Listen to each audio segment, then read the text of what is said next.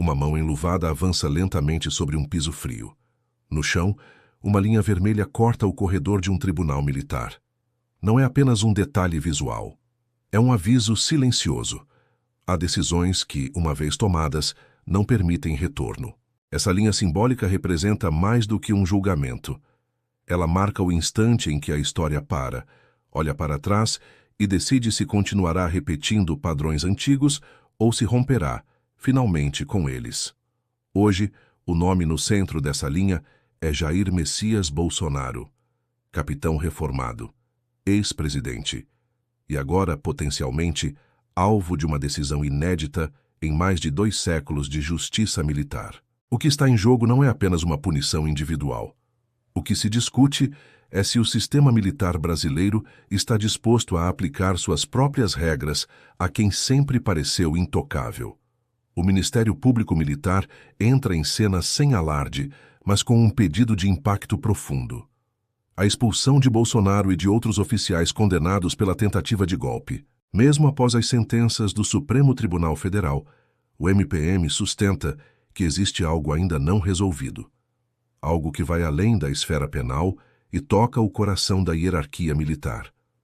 A base do pedido é uma expressão antiga, quase esquecida do grande público. Indignidade ou incompatibilidade para o oficialato. Palavras duras, carregadas de simbolismo institucional. Na prática, o MPM questiona se alguém condenado por atentar contra a ordem democrática pode continuar ostentando uma patente militar, mesmo na reserva.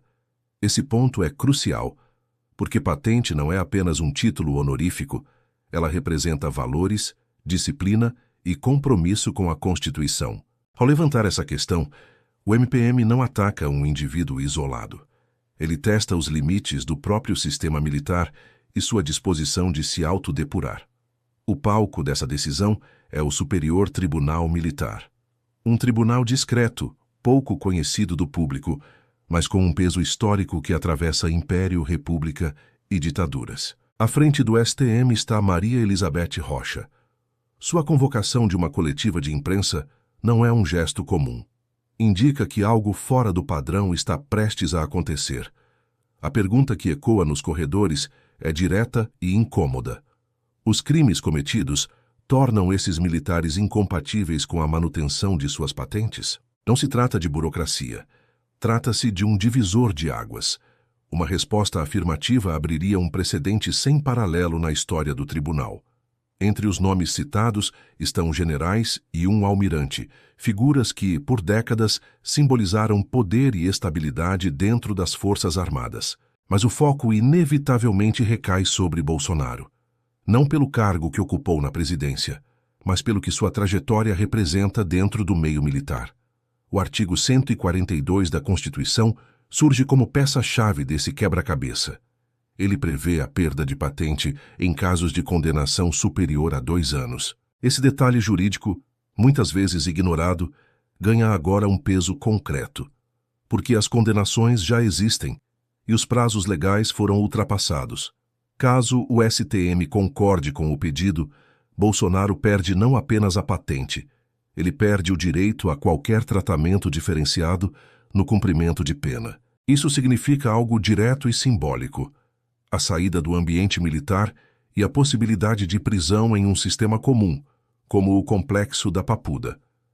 Mas há um conceito ainda mais forte envolvido nesse processo: o chamado morto ficto, uma condição simbólica aplicada ao militar que perde sua patente. Ser declarado morto ficto significa, institucionalmente, deixar de existir para as Forças Armadas. Um apagamento formal da identidade militar. Esse gesto carrega um peso psicológico e histórico imenso.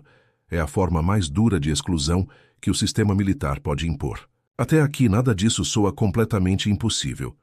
Mas há um detalhe que transforma tudo em algo extraordinário. Algo sem precedentes. Em mais de 200 anos de existência, o Superior Tribunal Militar jamais aplicou essa sanção a um oficial de alta patente. Nunca.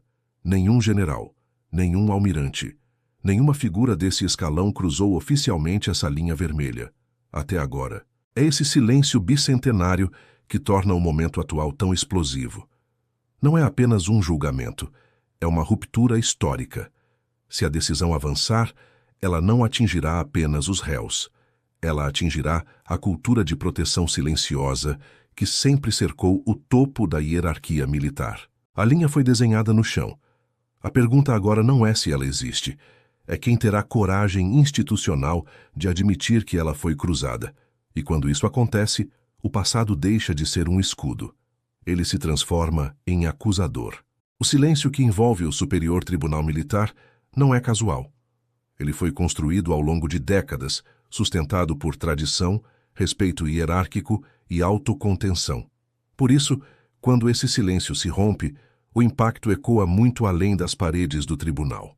Ele alcança a política, as forças armadas e a sociedade. O caso Bolsonaro expõe uma tensão antiga.